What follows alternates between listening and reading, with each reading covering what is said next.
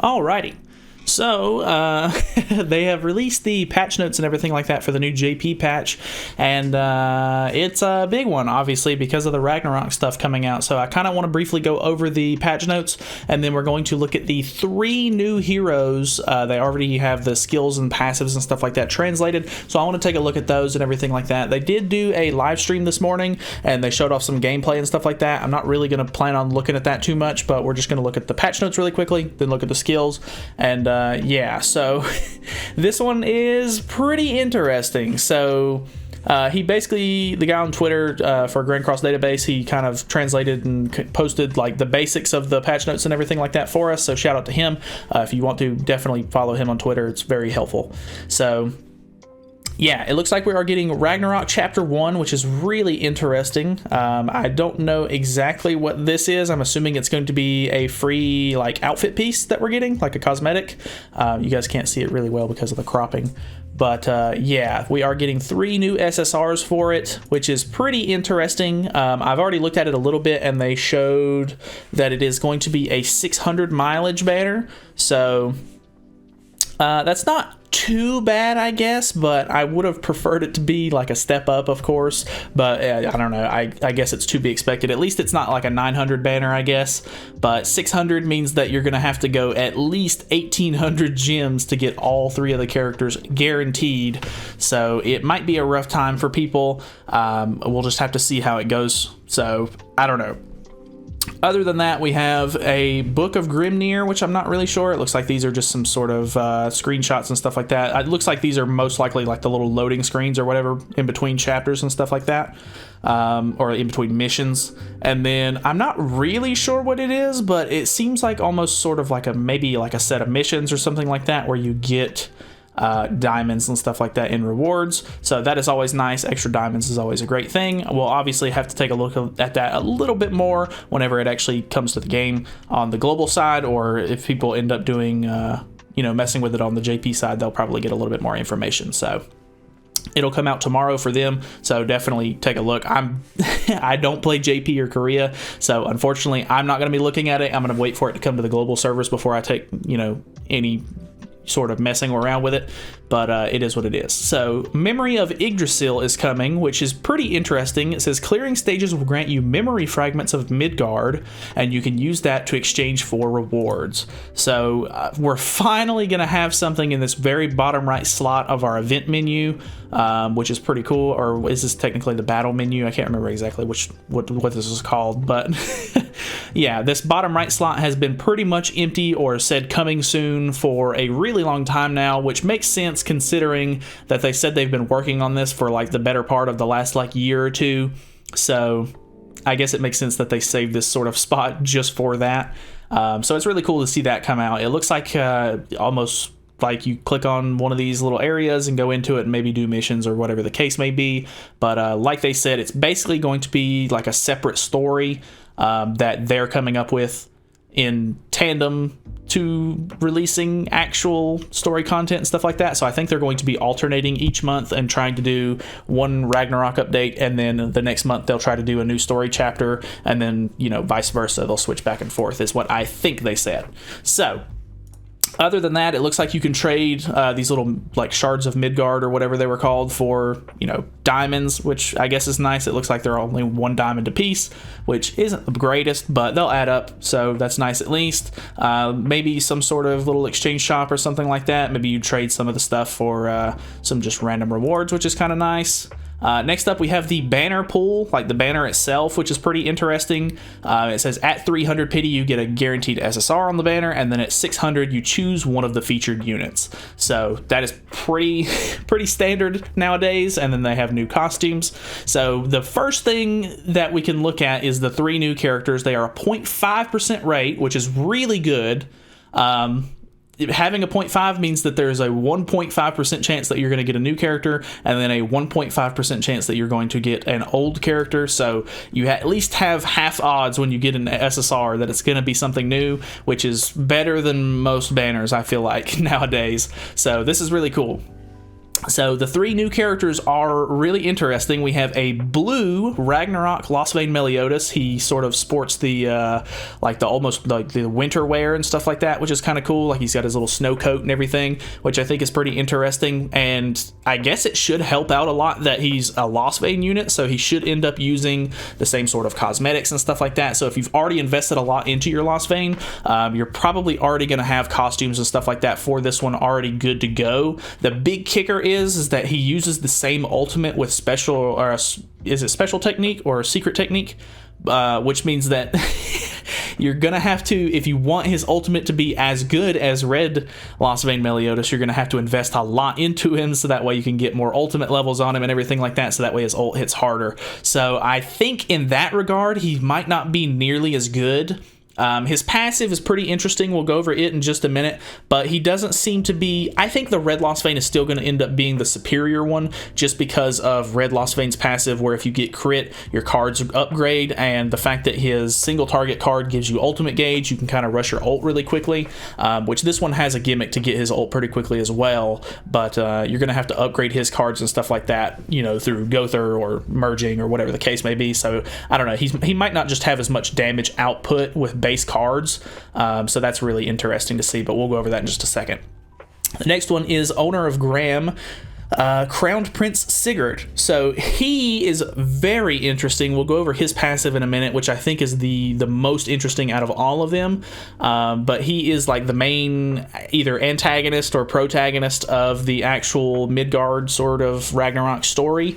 He's the guy that they showed off in all of the promotional arts with the sort of like black and red armor and like the red cool looking dragon sword color scheme and everything like that. So he is really cool. He seems like he's going to be a pretty good character as well from his stuff, so I'm definitely looking forward to him. I'm kind of glad that they're not doing more than, you know, 3 characters. 3 characters on one banner is still pretty high, especially with as hard as it is to get, you know, 1 character whenever they're new sometimes. So I'm really interested to see how this goes. But the last one that we have is Wanderer Thonar. I really don't know how to like pronounce her name. It's Thonar or Thonar or I don't know, it's Norse, and I'm not great with that. So Warrior of Justice, Wanderer Thonar. But she's pretty interesting. As far as I can tell, she is like a deathmatch unit. She is a green unit as well, so I don't necessarily know. We'll have to look at her skills and see. I don't even know if it'll actually show whether or not they're going to be ranged or melee. So I would assume they're melee because she's like a warrior. But yeah, I'm assuming she's basically going to be used for like Belmoth raids and stuff like that because she's a green unit. So that should be pretty interesting. I'm not super sure how it's going to go just yet. But yeah, she's pretty cool. The banner itself is not the greatest, but there are some decent units in here. So we have green, small fighter Deanne. This is red Demon Meliodas. We have blue Merlin, which is not a good unit. We have red Skinny King, who's pretty outdated at this point. Green Escanor, who... I mean, we just had him on the Bond banner, so you guys must really like him. We have... I'm pretty sure this is blues, or no, this might actually be red Zeldris. I think these are more than likely all coin shop units. Actually, no, I think this is red Escanor because it says Sunshine, but I'm not quite sure. I can't remember. It is Holy Knight Escanor. I think this might be coin shop Escanor, actually. So, I take that back. Either way. Red Zeldris, red Estarossa, oh boy. Wait, no, it should be green Estarossa if it's a coin shop unit.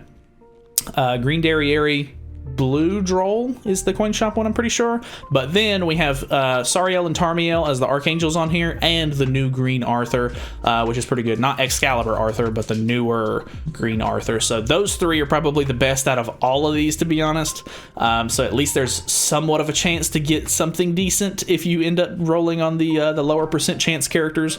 But yeah, not the greatest banner, but hopefully with the 0.5% rates on the newer characters, we should hopefully get something new if you summon. So yeah, they show off a couple of the costumes and stuff like that. I don't think they're giving new costumes out for Losvein. I'm assuming his SSR outfit and the one where you upgrade him to UR will be his new outfits and stuff like that. But because he's sharing outfits with the red Lostvayne Meliodas, I don't think they're bringing out new costumes for him. So these are Sigurd's costumes. They look pretty neat, honestly. I'm still not a big fan of the casual outfits and stuff like that in the game, but this one on the far right and this one on the far left are really cool looking in my opinion. And then we have one costume for Thonar. I'm assuming she's not getting 3 costumes because she's like a deathmatch character, but I don't know, maybe they will end up having 3 costumes for her. But honestly, this one doesn't look bad at all. I think it looks pretty interesting, which if I'm not mistaken, she's like a really like a tall woman, like she's a big Norse woman. So I don't know, pretty cool outfit though. Anyways, they're bringing back, it looks like, I can't remember this guy's name, it's Grayan, I think.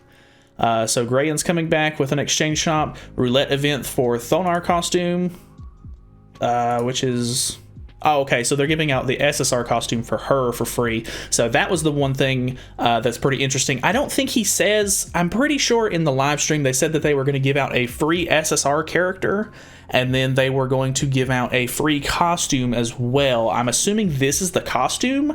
I don't know if Thonar is going to be the free character or not. It looks like they're giving out tickets from the special event or the special missions to summon on the banner. So I don't know exactly what's the deal with the free SSR. I'm pretty sure that was how everybody ended up interpreting that, is that they were giving out a free SSR and a free SSR costume along with like, I think it was like 100 diamonds or something like that. So it should be a pretty good update, but as far as I can tell, they have not said what the new what the free SSR character is, but I could be wrong.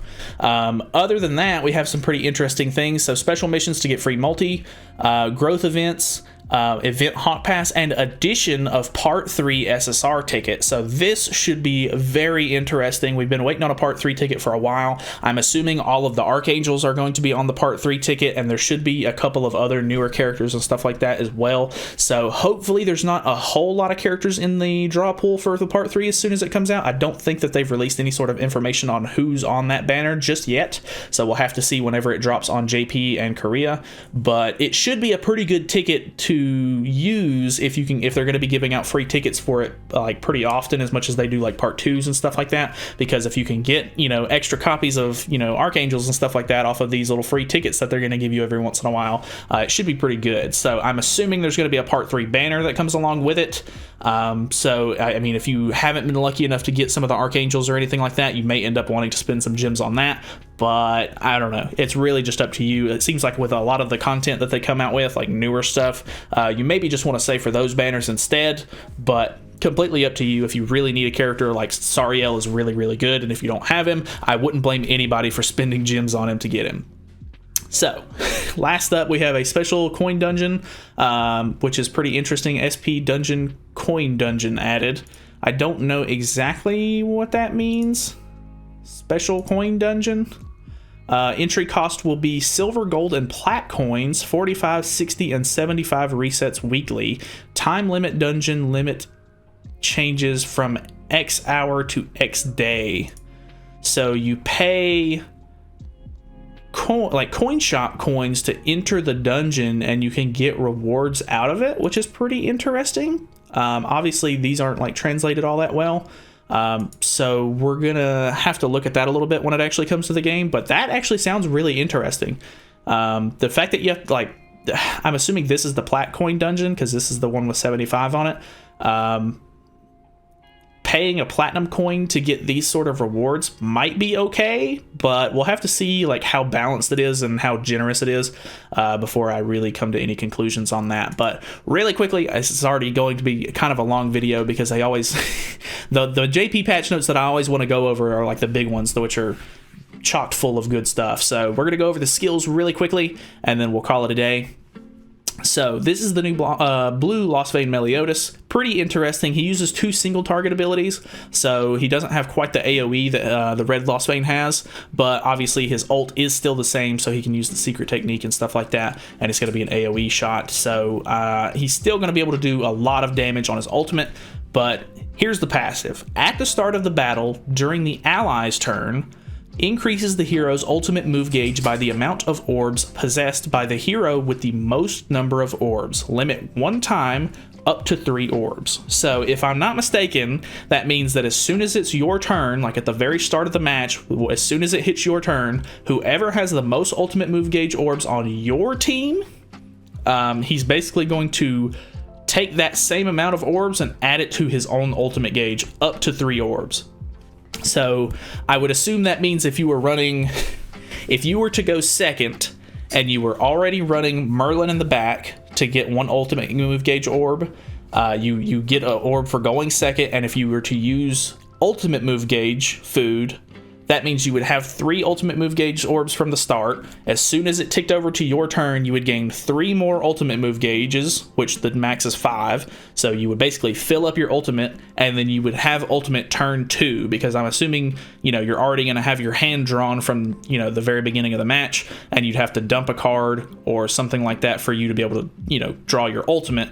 But that would be like best case scenario, ultimate turn 2, which is very interesting. But obviously the kicker there is that you're basically just going to have to use cards that aren't Lost Veins and hope you pull other Lost Vein cards, so that way you can get more secret technique damage. So it's very interesting. Like I'm really interested to see how it works out, and see how it works in practice, because on paper it sounds pretty good, but most of the time people don't run Green Merlin anymore. So I would assume more often than not, you're maybe just going to get 2 ultimate move gauges, and then you would have to end up just moving a card or using a card first turn, so that way you can still get ultimate second turn or something like that, or whatever the case may be. So I don't know. He's not really going to be the greatest counter for Bond either, even though he is a blue unit. You would think maybe they're trying to come out with a Bond counter already, but he's a single target attacker, which is okay, but his cards don't really affect Bond specifically too much, like other than just like doing damage. So he inflicts damage equal to 450% of attack on a gold card on 1 enemy and depletes 3 ultimate move gauge orbs. I'm assuming at level 1 and 2 it's just going to be 1 move gauge orb, with higher damage scaling on 2 and 3, of course. So I mean, controlling ultimate definitely is important, especially on the Bond team, but if you're running Arthur, he's basically only going to be able to attack Arthur anyway, as long as you can pull up stances and stuff like that. And then with this card, Despair Burn inflicts damage equal to 300% of attack on 1 enemy and decreases attack-related stats by 40% for 2 turns. So the kicker there is that Bond's passive makes it to where he doesn't use his attack stat. Basically, he just uses his max HP to deal damage, so lowering his attack related stats really isn't going to do much for him. So I don't really think that that's going to help all that much. So I don't know. We'll just have to see how it ends up, working out once he actually hits the game. But he does look like an interesting character, of course. Lost Vein Meliodas probably has some of my favorite animations and stuff like that in the game. So I'm interested to see like how he looks and everything like that once we get him. And I mean, I'm sure he'll be cool, like just to have, or he might end up having some specific uses or something like that. You never know. I mean, I always like attack related stat, like lowering cards and stuff like that. Like one of my favorite characters in the game is probably the Red Oslo and Honk, because he like lowers attack stats and stuff like that. So running these two together and lowering like a ton of attack and stuff like that would just be hilarious to watch Escanor deal like 30 damage. So I don't know. That's just the first thing that comes to my mind, but that is Lost Vein Meliodas. Next up we have Sigurd, who is very, very interesting. So he is probably going to be the one that everybody's going to go for, mainly just because of this passive. So at the start of the ally's turn, for every enemy affected by stat decrease effect, applies an effect which increases attack stats of all allies by 10% for 2 turns, up to 3 times. So just from that, you can literally lower their attack by extorting on his first card, which is, that's going to lower their stats, which is going to in turn give you stats back on your next turn, as long as they don't cleanse it. And then his other card is an amplify card, so you could take those buffs that you're giving yourself and deal more damage with it. The amplify card is obviously a single target, which is fine. Like, you don't want that to be super OP dealing damage to the entire team, but this card is a attack, an AoE card, so it's going to attack every enemy, extort 25% of attack and defense for 3 turns on level 3, which is pretty good. Obviously, we'll have to see what the bronze and silver cards look like, but the interesting part is the second half of the passive. So in addition, the hero is also of demon race, affected by uniques and commandments, applies when entering the battle, excludes deathmatch. So I don't know if the whole passive is excluded in deathmatch, so he might just not be great for deathmatches in general, but he doesn't really seem like he's going to be the kind of unit that you would maybe want to bring into a deathmatch either way. But yeah, that is a crazy passive, because he is not only a human race character, but he also doubles as a demon race character as soon as the match starts. So, or well, it lasts for the whole match, but like as soon as he enters the battle, he is also considered a demon, which means that you can use him on assault mode Meliodas teams, you can use him on human teams, and he gets affected the same way it would, just from being a demon. So any of the commandments that buff demons or whatever the case may be, assault mode Meliodas' passive is still going to be able to, activate and stuff like that, because he's considered a demon, which is really interesting. So this is going to be an overall super cool unit. Just the fact that he's like a double raced unit, which is the first one that they've ever done. So I kind of figured they would probably try to branch off and do something kind of interesting with races at some point, and it looks like this might be the start of it. So that is really cool in my opinion. His attack, or his ultimate card, is inflicts flood damage equal to 560% of attack on one enemy. So he has it's the same effect as the flood card from the one Escanor, but it's on an ultimate move. So if you get him, I'm assuming maxed out, which I think, because this is green, I don't know if this is considered maxed out or not, but 560% of attack isn't the craziest, but the flood damage modifier may end up making that do some really crazy damage. But I don't know, it's hard for me to tell, because like these are level 3 cards, and 560% of attack doesn't seem like it's all that high for an ultimate move, so I'm not sure if this is maxed out or not. But if it is, maybe the flood damage will kind of, I guess make up for the lack of percentage there. But that's a really interesting character. I think he's going to be the one that everybody's going to try to go for sure. And then last but not least, we have Thonar, who is a human, and her unique is pretty cool as well, because I'm a big PvE player, so I think that she's going to be a lot of fun to mess with. So when debuff is removed by skill usage in deathmatch, decreases all allies attack, or increases all allies attack by 40% and attack related stats by 20% for 3 turns. So she gets a huge attack stat buff and an attack related stats buff if they take off their debuffs. So the thing there is, I can't remember exactly if Belmoth has a way to remove debuffs or anything like that. I just don't remember specifically. I'm pretty sure he does, or might, because obviously if he doesn't, and I don't think the Grey Demon does, then this passive's pretty much useless. Unless maybe you can run like Ruin or something like that, which could be kind of interesting. Like you just run Ruin and remove the debuffs on your turn, maybe. I don't know if that would work or not, but it says excluding debuff removal due to unique effects. So I know with I think Grey Demon and Hallex both, you can't apply debuffs to them because of one of their uniques activate, and it removes it that way. So it doesn't work with that. So they have to actively remove it. I would assume Ruin is probably going to be the way to go there then. So you would maybe want to run, which I don't know, because obviously Belmoth doesn't get affected by ranged attacks. So maybe this is like a Grey Demon character. I can't really tell. Obviously there will be a lot of experimenting and stuff like that goes into it. And plus this is just the first time I'm seeing it. I'm sure once it actually comes out and people get to test it a little bit more, there'll be a lot of cool stuff they come up with. But it seems like maybe you would want to apply a debuff or something like that, and then remove it with Ruin or something like that, and then you'll buff everybody's attack and attack related stats. So very interesting. I think she's got a lot of potential for big damage in death matches, so that should be really cool. Her skills specifically are inflicts damage equal to 190% of attack on all enemies, makes targets bleed for 2 turns. So 190 is a really low modifier, but if I'm not mistaken, they've buffed bleed at this point to deal 90% of the damage that you inflict on each bleed. So I don't know, for 2 turns that'll be pretty good unless they debuff it or anything like that, or just like remove it. So that should be pretty interesting. Obviously it's a DOT skill, like damage over time, so it's kind of meant to be a little bit longer lasting, not like a big, you know, big shot on first move. But yeah. And then Meat Bullet Assault, which is inflicts charge damage equal to 500% of attack on 1 enemy. So charge damage, if I'm not mistaken, is the ignores defense, which should be really interesting, because if you're already buffing her attack and attack related stats by that much and you use a charge move to ignore defense, this thing is going to hit insanely hard, I would imagine, especially at 500% modifier on level 3. So that should be really cool. Her ultimate is Realization of Justice.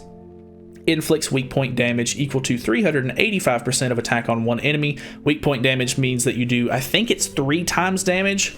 It might be 2 times damage, but I'm pretty sure it's 3 times damage to debuffed enemies. And if you can, you know, put your first card on and debuff them with bleed, you'll be able to weak point them pretty easily. So I'm assuming this is for Belmoth, because these okay, so these are both melee attacks, so Belmoth is definitely the one you're going to want to use for this. But yeah, she's really, really interesting. I think I'm going to have probably the most fun using this character, to be honest, just because I don't play PvP all that much. But yeah, it seems like a really, really crazy update. Obviously, if you're not interested in these characters, or you're not really just, you know, feeling like going for these characters, or whatever the case may be, then you can probably just, you know, either summon on the Purgatory Bond banner right now on global, or do whatever you really want to do. You can continue to save up or whatever. But some of these characters do look pretty good. The banner looks okay. The fact that they're rated up and stuff like that is pretty interesting, so we'll have to see whenever it hits the global version of the game, but I'm pretty excited for it. The new story and everything like that does look like it's going to be pretty cool. A lot of fun stuff coming in the future. So yeah, obviously this is about a month away for us on the global version of the game, so you've definitely got some time to save and everything like that. The next banner, if I'm not mistaken, is going to be the Blue Oslo and Hawk, who is pretty skip worthy because he's basically just support for the Festival King team. So I don't think anybody's really going to be spending too many gems on that, unless you're just a big Winged King fan, which I would understand. You know, do whatever you want to do with your diamonds. They're obviously yours. It's your account. Play it how you want to. But yeah, we should have a pretty decent amount of time to save. So hopefully that kind of cleared some things up for you guys. I just wanted to get the information out there if you haven't already seen it. But I thought it was really interesting. I'm always kind of late to this stuff, but you know, I stay up late and do global stuff, and then I sleep through a lot of the JP stuff. So I'm always late to this kind of stuff. So anyways, that is pretty much it. Thank you guys so much for watching. I know this video ran pretty long, but there was a lot of stuff to go over. So that is basically it for me. Feel free to subscribe for more content in the future, and I will see you guys in the next video.